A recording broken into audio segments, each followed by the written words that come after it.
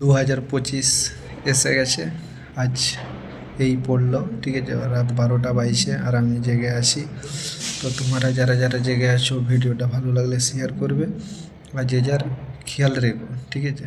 আর সাবধানে থেকো, সবাই ভালো থেকো। আর যে যেখানে থাকো, বিদেশে প্রবাসে, সবকেই বলছি যে যার শরীরের খেয়ালটা রেখো, ঠিক আছে। আর মানুষের সাথে ভালোভাবে চলবে।